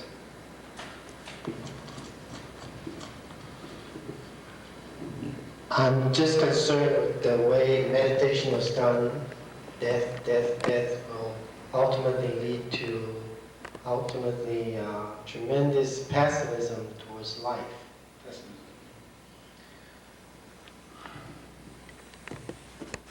One of the things that you always have to guard against in practicing meditation is extremes. And pessimism would be an extreme of dejection and sadness and sorrow. And that's not a balanced state of mind. So you always have to sort of have in the back of your mind this sort of scale of, am I in a balanced state of mind or not? And if you're going into a state of dejection, that's not balanced. Part of this has to do with where you're beginning and where you're needing to go. If somebody's approaching a spiritual life and already is quite disenchanted with the things of the world and sees they're fairly hollow, they might not need to do too much meditation on death. But if somebody's quite attached to things and wants to really go to the marketplace and go to the dance show and need to get chilled out a little bit, they may need a little bit of this to sort of sober them up. But you're always struggling in meditation between almost an overinflation and excitement on the one hand and sleepiness and or dejection on the other. So yeah, you would have to work against that. And we're sort of, this conference is obviously pretty imbalanced. It's about death. We're focusing on this, so we could get a little bit dejected, but it would not be the place where the meditation was supposed to lead to. And any meditation teacher would say that. Yes? You mentioned that in the West, meditation is used pragmatically, or tends to be used pragmatically. But wouldn't that be also true of the Sarge traditions, where it's used to obtain something, called rebirth or escape from the cycle? It seems to me that in some of the Sarge traditions, at least, not all of them necessarily, but in some of them, you also have the need to drop the pragmatic view. Especially, for example, in Zen Buddhism has influenced Taoism, where the whole pragmatic view of doing something to get something, or be in a certain state, is deterred attaining a state, which you now have to transcend, and you have to drop the pragmatic perspective of practice or of how you perceive and act in the world. So it seems to me that the Sarge traditions don't necessarily have a separate peak. If you see human endeavor as, in a sense, arriving at a higher spiritual state, which may be altruistic, or have some form of altruism involved in it, as at least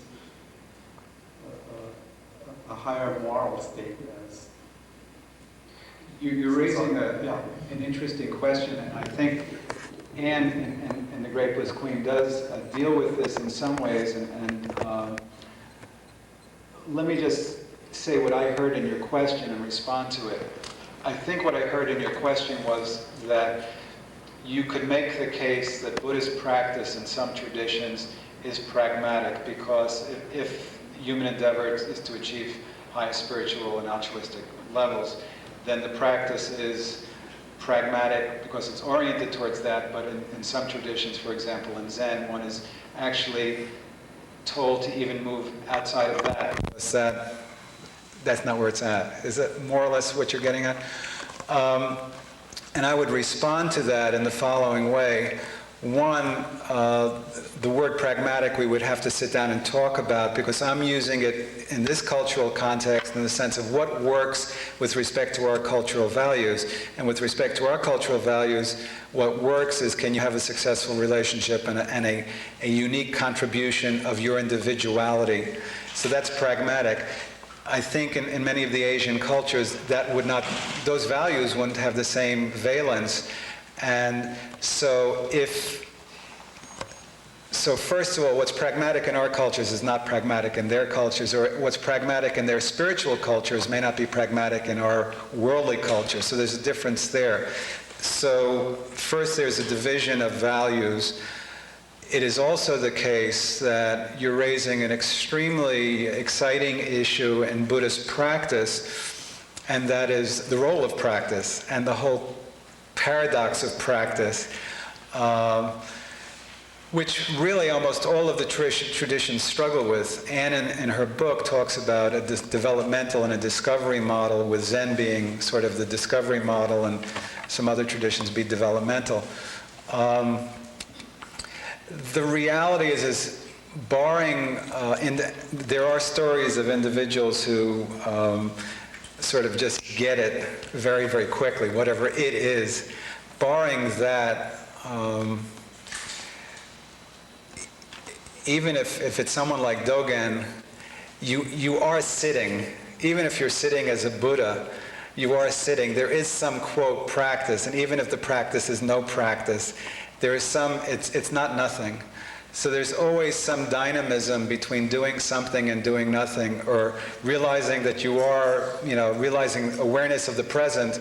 Why is it that people have to struggle so much to become present? I mean, we're present already, but it's that whole paradox of it takes 10 ox herding pictures to get back to the first ox herding picture. It's not that you only have one ox herding picture in the tradition of Zen. There are many people who will say that the spiritual practice of Zen is that or any spiritual practice, is you get back to where you started. But there is a difference. There was a process. If there was no process, there'd be no change. So that even if there's some radical embrace of the present in all of its fullness, something has changed. So there's always some dynamism between acceptance and change. But what you're getting at is definitely a very important issue to talk about and think about. I think we've run out of time for my slot, so I'm going to stop here.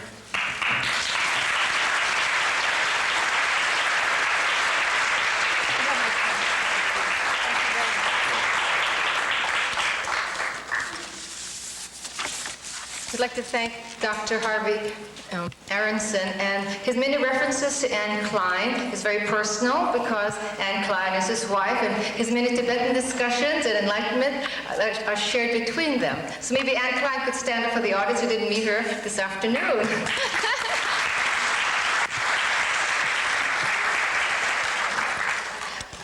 Harvey and Anne will be leaving shortly. They are going to be sharing their Buddhist wisdom with the neighbor islands. They're going to Maui and Hilo and Kona. So they will be leaving us probably within the next hour, so they won't be able to join us for the panel this afternoon. Our next speaker is a very dear friend. His name is Jerry Hall. He holds the position of Vice General Director of the Soka Gakkai International, which is our host group today. And he is also the director of our organization's Culture Department, a national association of professionals in fields of academia, education, law, medicine, and the arts. He has been practicing the Buddhism of Nichiren Daishonin in the SGI for the past 28 years. during which he has been an active leader, lecturer, and guidance counselor. For a total of 15 years, he was the managing editor of the SGI USA publications, the World Tribune newspaper, and the Secure Times Study magazine. Jerry Hall studied mechanical engineering at UCLA, where he received a Bachelor of Science degree in 1967. But besides being attracted to science, he was drawn to questions of human values and sought answers in the movements for civil rights, for an end to the war in Vietnam, and free speech movement, all of which rocked the University of California in the 1960s. After experiencing the limits of social action and sensing that philosophy and religion provided more fundamental solutions, he began to explore Oriental thought and eventually began practicing the Buddhism of Nichiren Daishonin, and he joined the SGI organization. He has been on the staff of SGI USA since 1968 and has fulfilled a variety of responsibilities. We'd like now to welcome Jerry Hall.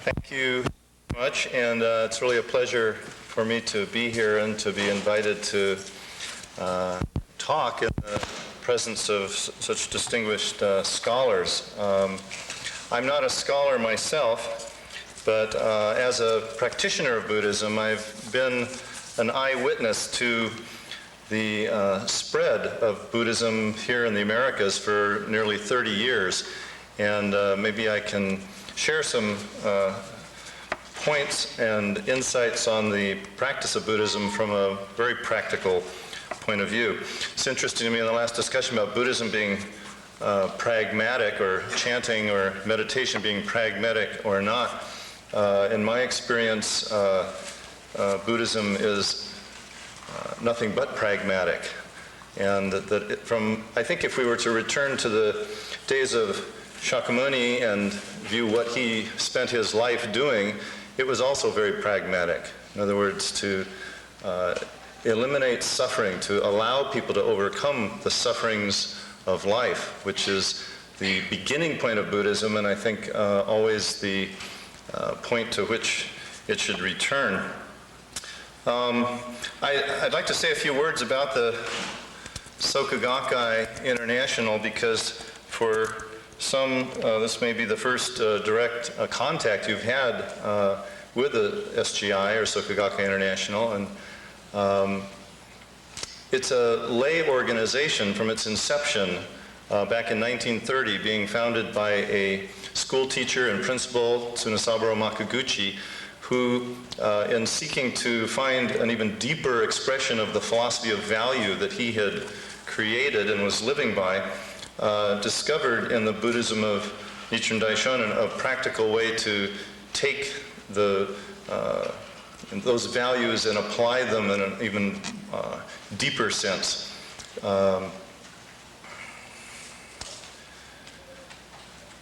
The Buddhism that I refer to, Nichiren Daishonin's Buddhism, that Makaguchi joined or began practicing, was of the Fuji school. The disciple of Nichiren Nikko founded this school, and down through the centuries, this was the Nichiren Shoshu tradition in Japan. Since 1991, the Soka Gakkai lay organization has been separate from this priesthood of the Nichiren Shoshu tradition. But in our view, the intention from the very beginning of the Soka Gakkai lay organization was to return to the days of Nichiren Daishonin, to the founder. In other words, to actually put into practice the Buddhism of Nichiren Daishonin as he taught it, as he lived it. And the differences between the modern priesthood and the Soka Gakkai lay in the areas of the formalities of religion and even deviations from what Nichiren taught in areas of human equality and the respect for each person and the emphasis put on service to people. In other words, actually gaining the respect, you might say, not from position, but from a person's action. Living as a Buddhist, actually devoting oneself as a bodhisattva to saving unhappy people.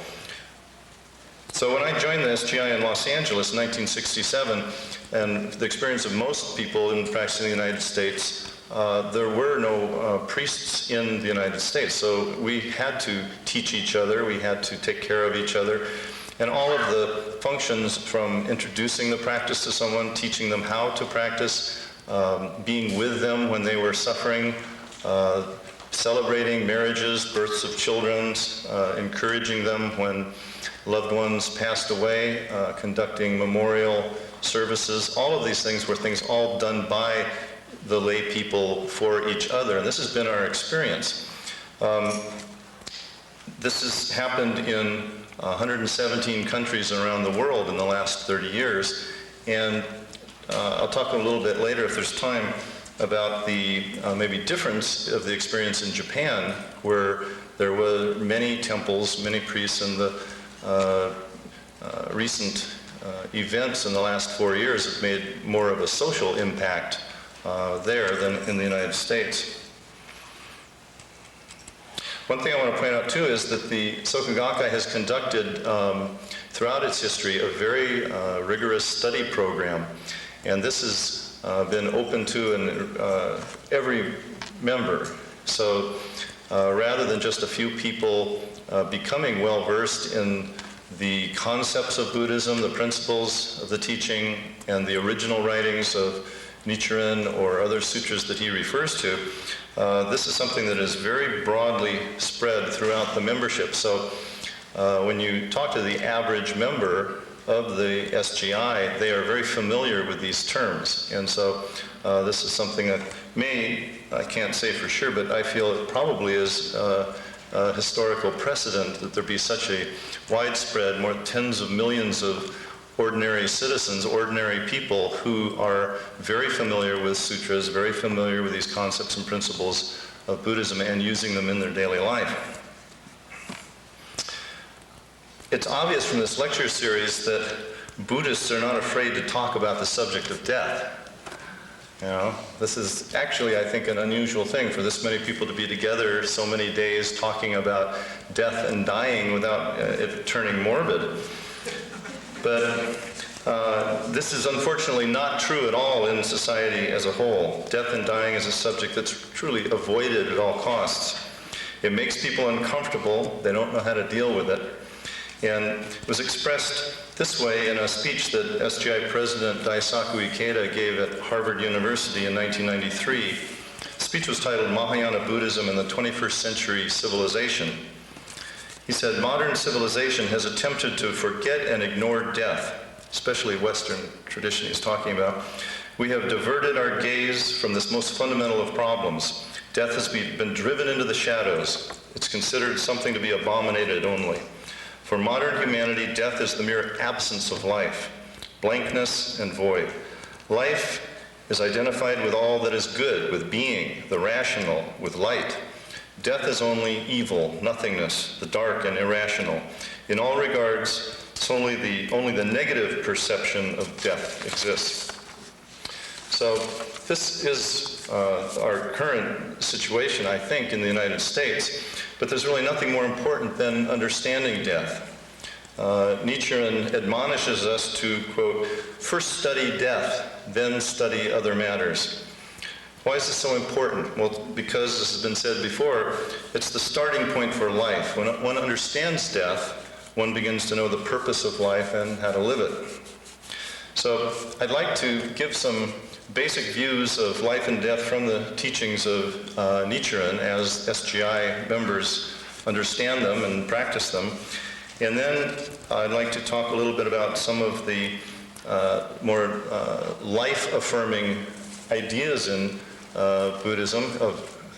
When I say Buddhism or SGI, I'm going to be talking about this particular sect of Buddhism because, again, I feel many people may not be familiar with it. I think there's many, many things that are in common and parallel with all the other ideas of Buddhism we've been hearing about, but some things are specific and a little bit different.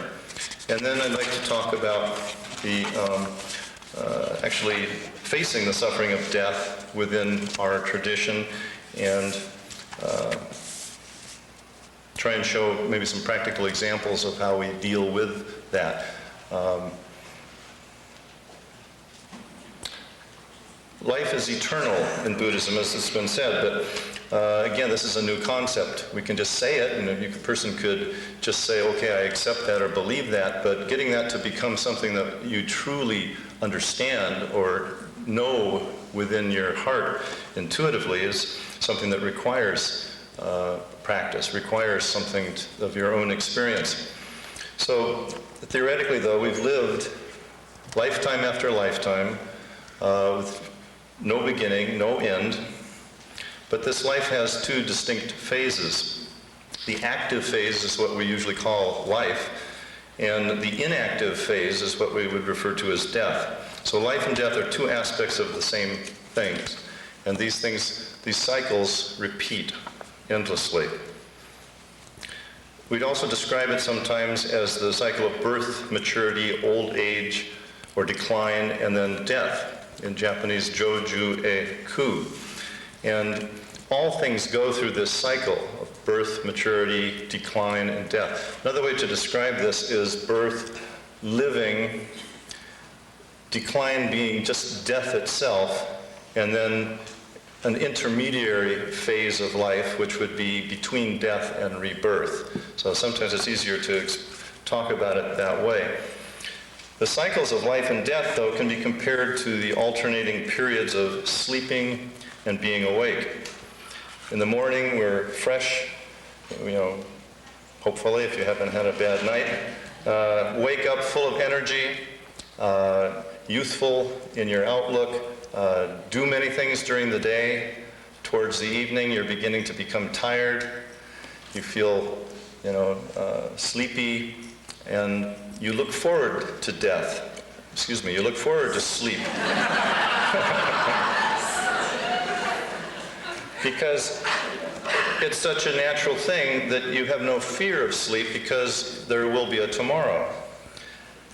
You wake up and you begin again. The period of sleep is refreshing for you. And within our view of life and death, death serves the same purpose. It's a period of time when you're able to regenerate and recover, draw new energy from the universe and be reborn again. The vitality of a baby and a youth is, far greater than an older person. We can see this energy comes from that period. But there's also, of course, the concept of karma, and that everything is based on cause and effect. So a very simple way of describing this, the causes you make good or bad during your lifetime are, some of them are quickly played out. You would say light karma quickly shows up as an effect. Heavier karma shows up much later maybe in your life, and the heaviest of karma doesn't show up until a next lifetime or a future lifetime. So when we view the inequality of people at birth, the concept of karma makes a great deal of sense in that why is life so different or so seemingly unfair from different, people? Some baby may be born in very fortunate circumstances, in a loving family, in a peaceful land, and have many opportunities, be healthy. Another baby may be born with serious health problems, or be born into a land that is torn with conflict and just hell, or a family that has such a tremendous suffering and hellish experience. So the difference being that when the life left this earth, they had such a predisposition or such a karma, and that when they're reborn, their life condition was more or less seeking out the conditions that matched their inner condition in the surroundings in which they were born. So in that sense, by how we live, by the choices we make and the actions we take through our thoughts, words, and deeds, we're picking or choosing our parents, our circumstances for the next lifetime. I'm having to make this very simple. All this is greatly simplified, and it may seem trivial in a sense,